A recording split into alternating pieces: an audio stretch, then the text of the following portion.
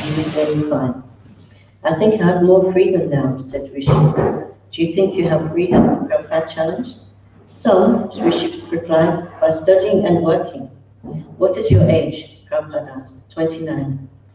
Are you free not to become older? Srila Prabhupada persisted. No. Then what is your freedom? Rishi gave a short laugh. I don't care. That's all right, Prabhupada replied, but I am researching. I am now 78. I don't wish to die, but I am forced. But you too are forced to become old. No one wants to be old. Recalling some of those Krishna conscious philosophy, Rishi tried to argue against Prabhupada, saying that although he was forced to grow old, according to transmigration of the soul, he would be free after death. And anyway, there were other freedoms. Prabhupada stuck to his original point and said, death is inevitable. Old age, no one wants. Everyone wants youth. Even an old man goes to the beach for health. I want youth, but I cannot have it. So where is the freedom? Prabhupada spoke at length for Rishi's benefit, as well as for the benefit of the other devotees in the yoga. Persons under the influence of Maya, he said, declare that they are free. The drug addict or the drunkard thinks he is free to lie down on the street, yet his actions involve him in the strict laws of material nature. The outlaw declares himself free from the laws of the state, but he is put into jail. What is the use of his saying he is free? Therefore, Krishna says, Prabhupada explained, that whatever little freedom you have got, just surrender that freedom to me. Srila Prabhupada ki jai.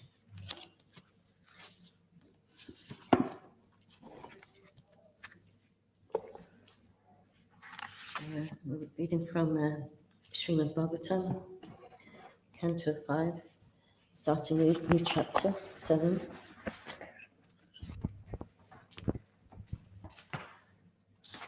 And entitled The Activities of King Bharat.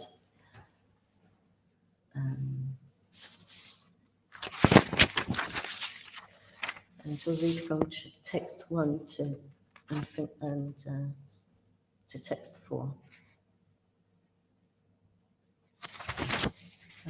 So, just a summary. In this chapter, the activities of King Bharat Maharaj, the emperor of the whole world, are described. Bharat Maharaj performed various ritualistic ceremonies, Vedic yagas, and satisfied the Supreme Lord by different modes of worship. In due course of time, he left home and resided in Hardwar and passed his days in devotional activities. Being ordered by his father, Lord Rishabdev, Bharat Maharaj married Panchajani, the daughter of Vishvarupa. After this, he ruled the whole world peacefully. Formerly, this planet was known as Ajanaba, and after the reign of Bharat Maharaj, it became known as Bharatvarsha.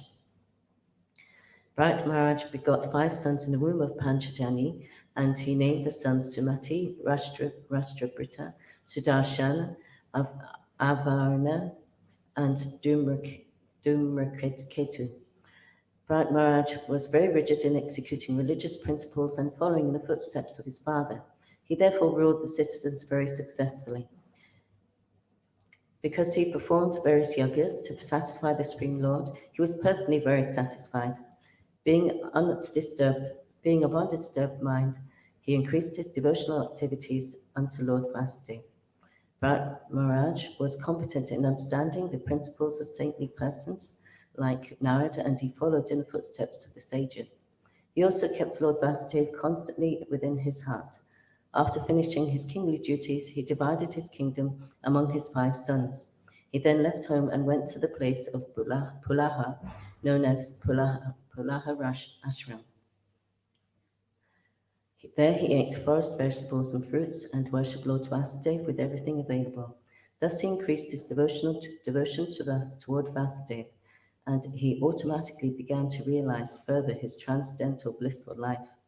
Due to his highly advanced spiritual position, there were sometimes visible in his body the Ashta Sattvika transformations, such as ecstatic crying and bodily trembling, which are symptoms of love of Godhead.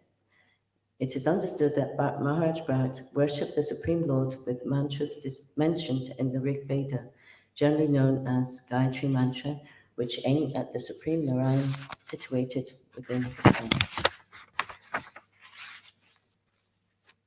So I'll read through the English and then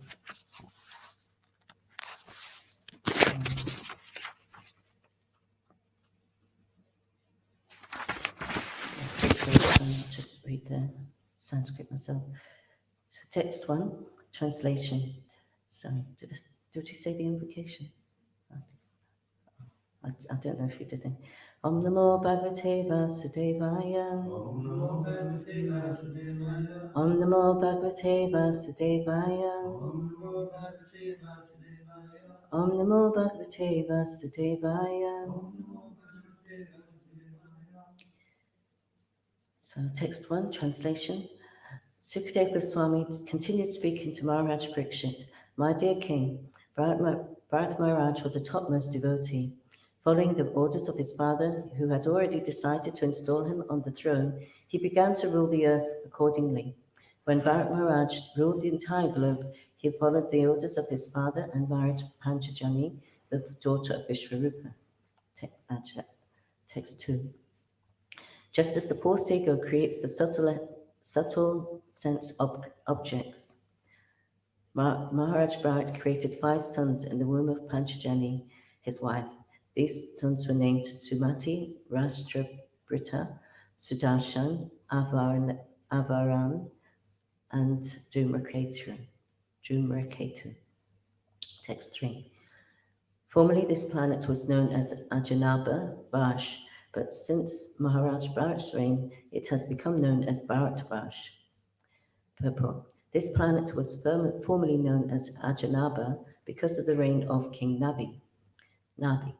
After Bharat Maharaj ruled the planet, it became celebrated as Bharat Vash. Text 4. Sabahuvin Mahipati Pache Pitamahavat Uru Vakshalataya Sve Kamini Vartamana Prajat Swadharmam Anuvarkamana Pariyapalayat Saha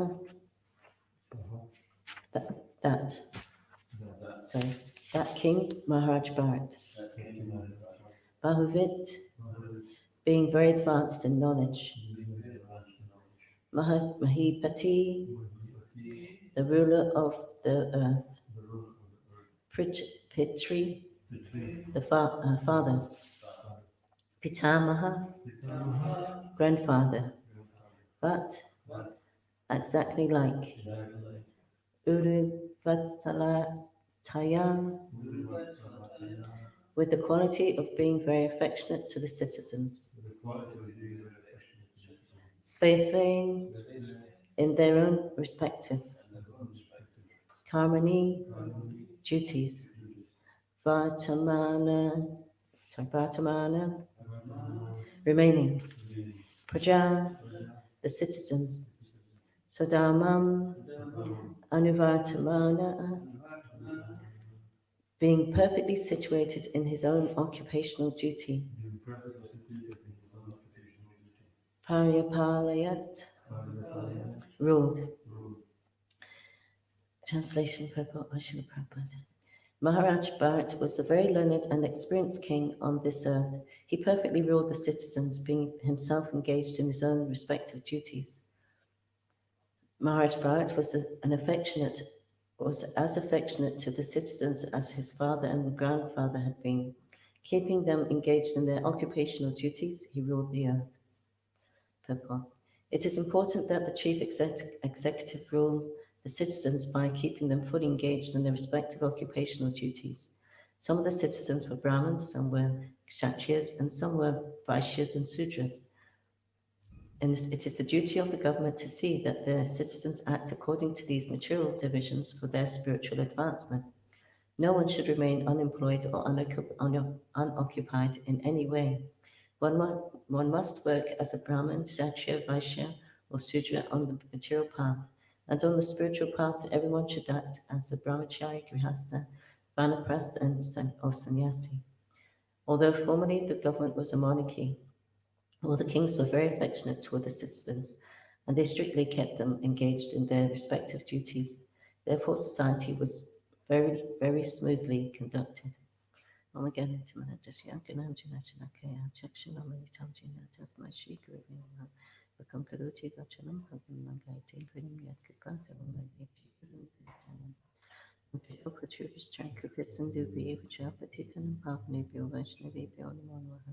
Jai Shri Krishna Chaitanya Prabhu Nityananda Shri Dvaita Gadadhar Shiva Sadguru Bhaktivinoda Hare Krishna Krishna Krishna Hare Hare Hare Rama Rama Hare Hare.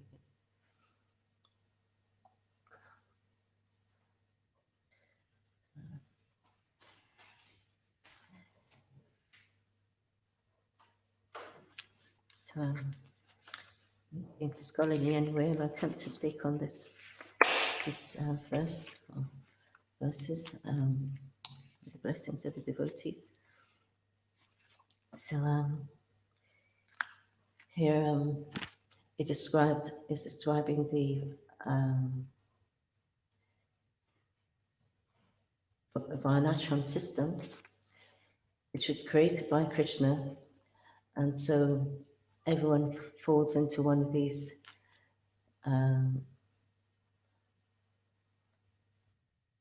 categories of Varna or ashram, occupation or spiritual position in society. And, so Brahmins, Satyas, Vaishyas, Sudras, or Brahmacharya, Grihastha, Vanaprastha, Sannyas. So my understanding goes that there was under the rule of the king, these in these times, everybody knew their occupation, and they were very much cooperated to the whole of society with their innate abilities.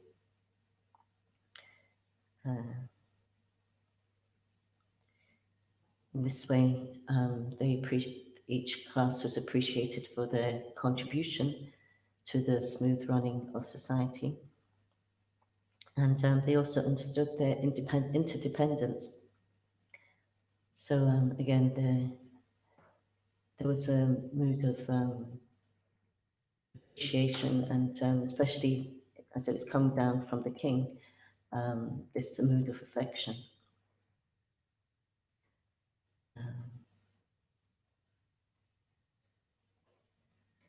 So in this way, every living being was valued. Kings were representative of the Supreme Lord, so every living being being his part and parcel, it's always their duty to see to their material and spiritual welfare. And the kings are so great that even one king was willing to cut off his own flesh to feed a hungry pigeon. Or there's other kings who were tested by guests coming to their place of residence as they're about to take a meal, not only a meal, but break their fast after a long fast. And they were tested to see if they would satisfy their guests despite their situation of hunger and wanting to break the fast timely.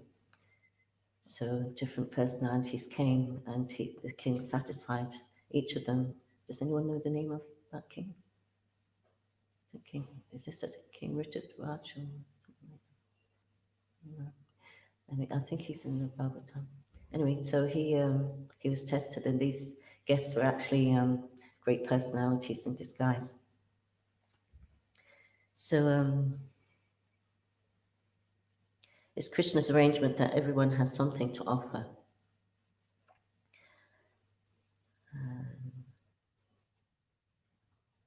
And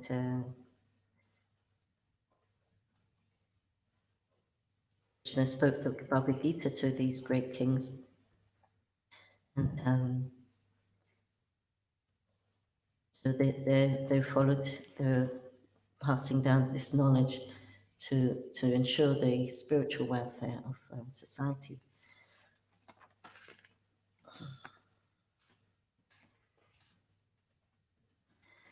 So, but in this world, just now, we find the opposite is there. Due to a prevalence of, rather than affection, we see the prevalence of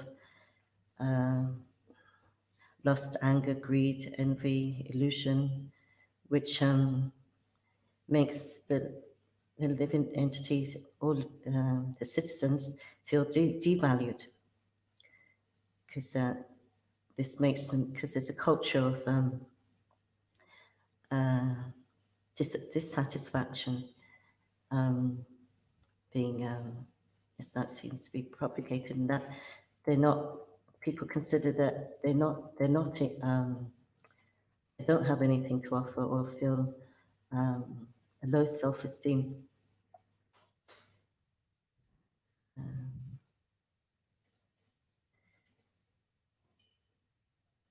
So with the we see in the media propaganda is that one needs this and one needs that, one has to be like this, one has to be like that to be accepted. So I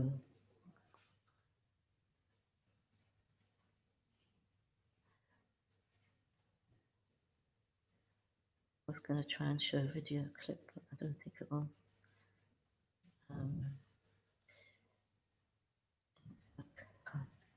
Anyway, so the basic thing is that, for example, rather than feeling that they're blessed with what they need to, and that they'll get the happiness that they're due, or distress, or that they're in Krishna's eyes that they are perfect and complete. But then, for example, they're made to feel that they don't look good enough. They have to have a certain makeup or certain fashion, or have to in order to get their own way, they have to fight and be callous, or just a theme of unless one has these certain gadgets that are there, then they're not, their value is diminished. It's all based on externals.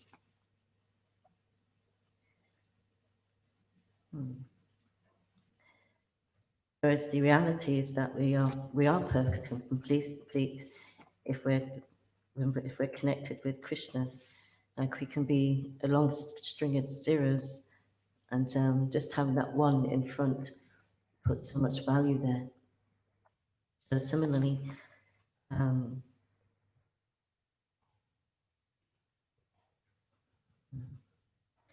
by connecting ourselves to Krishna, then have so much power and energy.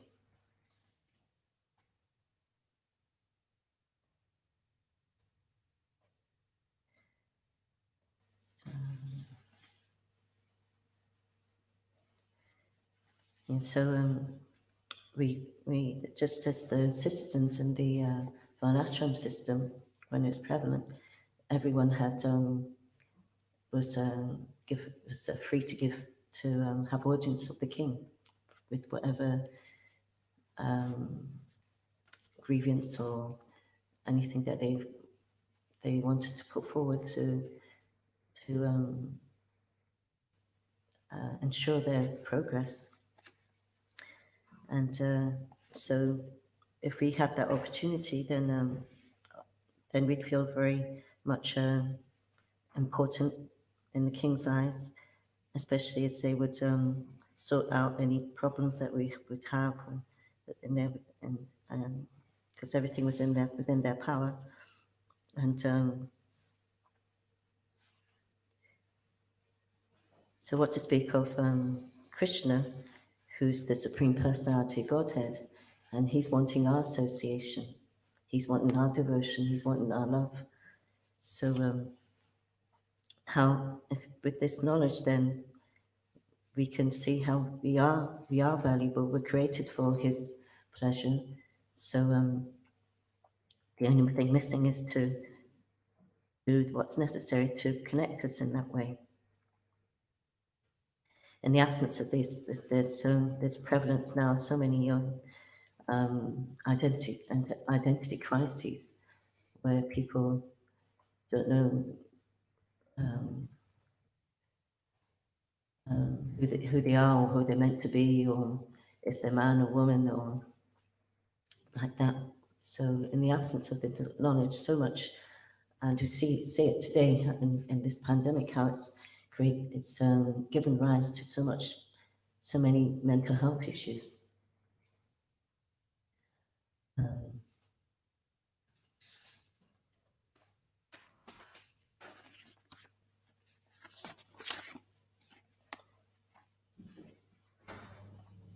People not knowing how to fix the mind.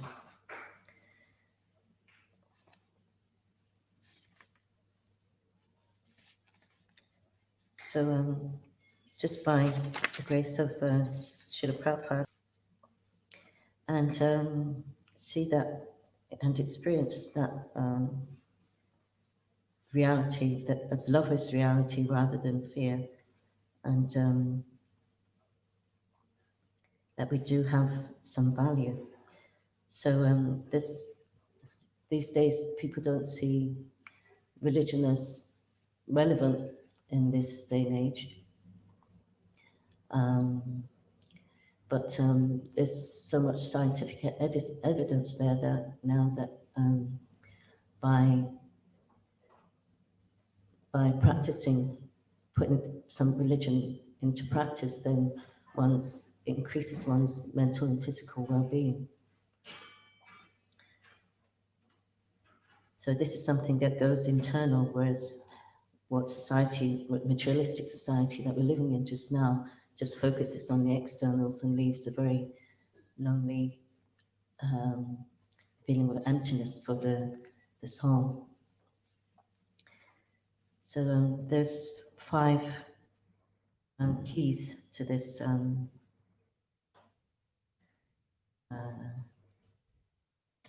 connection, re-establishing this connection. In other words, to choose love over fear. This, by spiritual practices, we can engage in meditation, prayer, yoga to reset the mind. And it's so many experiments have been there that the brain actually changes. Our brains have become different on these practices. And second one is concepts and values.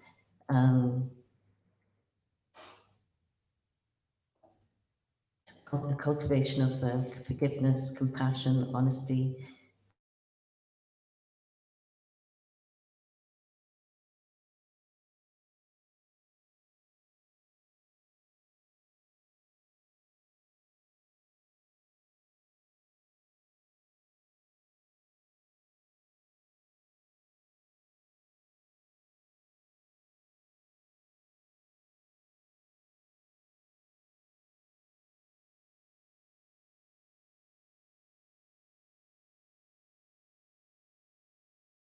Support and association of people, looking for association of people that can look at the problems of the world, the real problems of the world, or real world problems, through spiritual vision. And it says in the Gita how one should discuss the evils of birth, death, old, and disease. And Sisha Upanishad says how we should know the path of nescience and the path of liberation side by side. So in this way, we can know how to assist others in their progress also. Because it's important to know for us to see where a person's at, and then if we struck a chord in that way, understanding them, then they feel heard, and then are willing to have the with us in our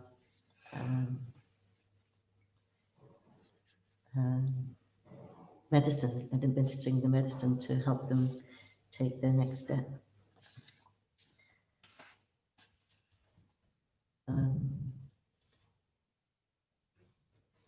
Fourth is having a sacred space. See how in times when religion was more prominent, the practice of it, then these churches were built, and their architecture would create a space of kind of atmosphere of peace and leaving one's problems elsewhere, and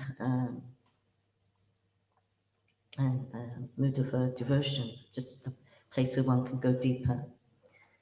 So one can do this one in one's own house, even, and have a allotted room, or even just a space or corner where one goes to practice one's meditation or prayer.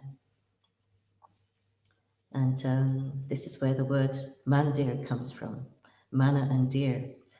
Mana means mind, and place, and dir means steady or still. So it's a place where the mind can go to be still.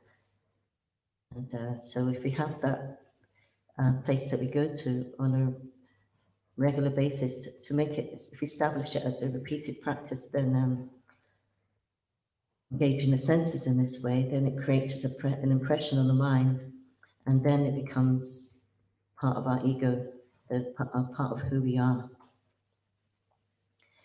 And then it becomes a reality, not just a practice. And with that, then we can, by our very presence, can have an effect on people, because we're being who we are, rather than what we're told to be, or being mechanical. So people can tell the difference. And the fifth is our relationship with God. How that relationship is rooted in love, as we see in his pastimes, and it's approach it as something that's relationship that's reciprocal, mutual, affectionate,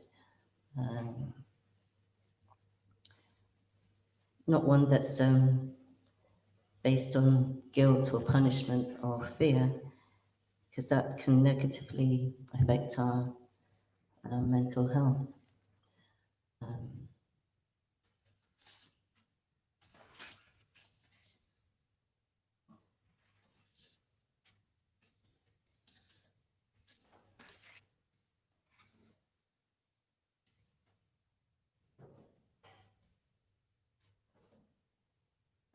So to establish that relationship as reality, then really focusing on the holy name is of utmost importance, and that being cultivating a mood of service, we can find to be very empowering or strengthening in us from challenging situations. So also sleep and having relationships that nourish us. Like we have the three types of relationships of junior, friends, and superiors. And it's nice of her to put in the form of, in another way, like fans, friends, and heroes. That's very nice. So we reciprocate with each one accordingly to their station.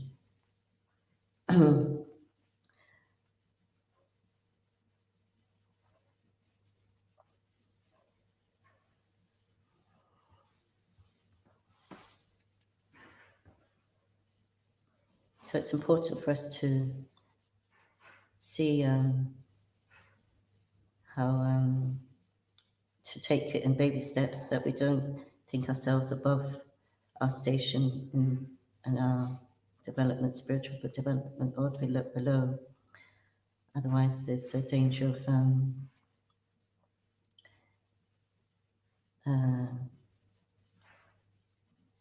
being crippled by the mind when we think we're spiritually realized, but we identify with the mind, and if the mind becomes distressed in any way or broken, then we feel broken.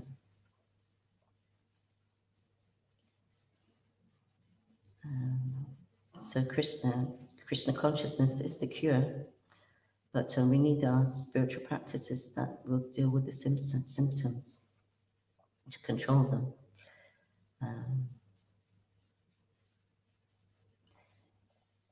Mental ill health is there even amongst devotees. So for us who engage, who are in this situation, then it's very important for us to take the help that's needed. And because if one doesn't, then one finds that the symptoms will become so great if we ignore them, and our practice will stop.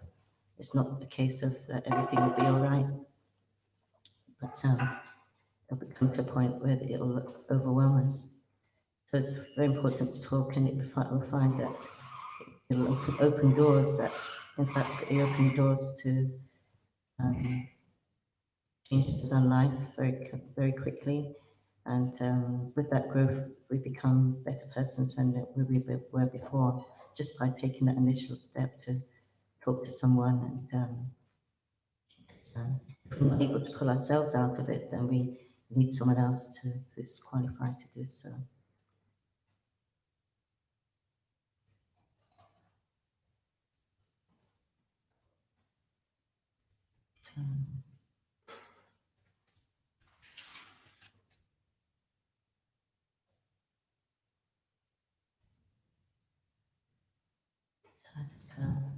Thank you very much.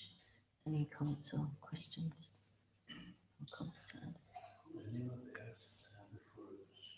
Ajanava. Ajanava. A-J-A-N-A-B-A. Nava with A-J-A.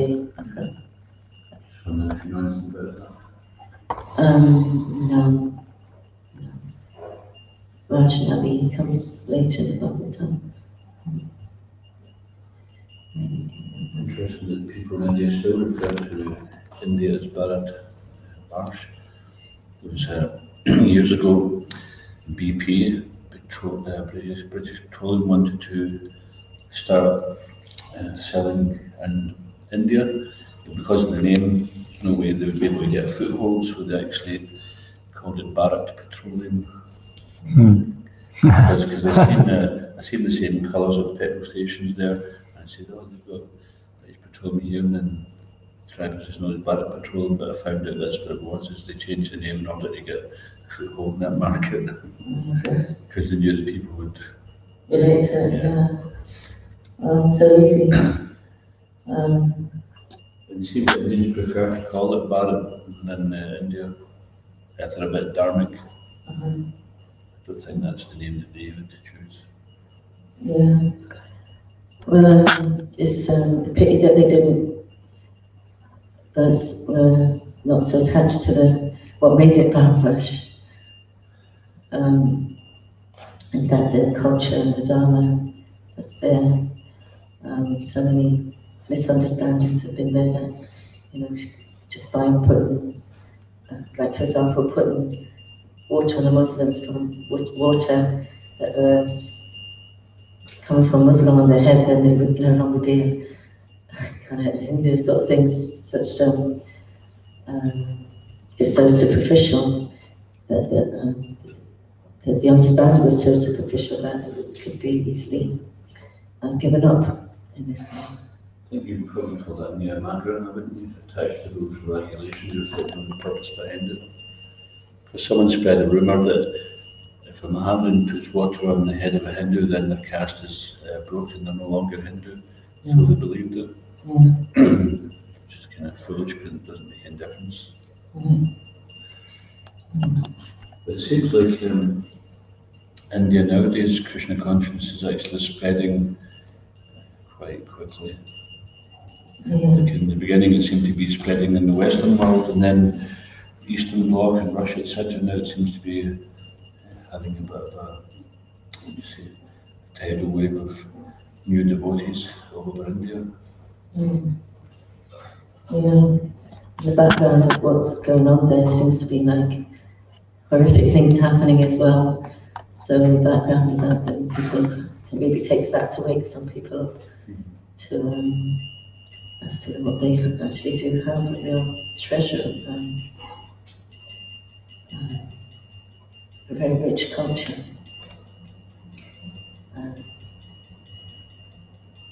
And this is the only hope and against all these things that cause so much suffering and confusion, or in the name of external opulence and wealth and prestige and so on, which has a beginning and an end. So the more intelligent thing is to see to one's eternal spiritual welfare, and by Prabhupada's grace that this is becoming known all over the world, how to regain that for one, each and every living being. And this as being initiated into or following this tradition Prabhupada set up, then it's our duty to be representative, just as these kings were representing Lord Bharat, King Bharat's representing Lord Vrinda. So similarly we're representing the pure devotee who's only has the mission of the Lord at heart.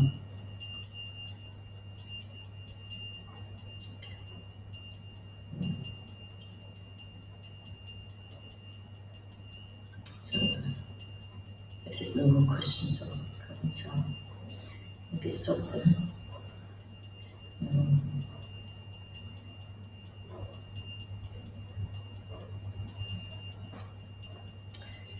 So maybe just one more point that this by following this path, we it says how we become by Brahman realization, we become fully joyful. But this is a temporary situation, so the great kings want every living being to progress to the point where they attain, like this saying goes, staying high forever. So by following these principles of in concepts and values, establishing concepts, spiritual concepts and values, that spiritual community, having that sacred space ourselves, then we can attain that highest bliss, the highest taste, which is the supreme bliss that comes from establishing a loving relationship with the Supreme Lord, Krishna, or God, as we understand him to be. So thank you very much. Grantaraj Srimad Bhagavatam ki jai, Srila Prabhupada ki jai, ISKCON Government ki jai, Jai Gaur Premanandi. Haribo.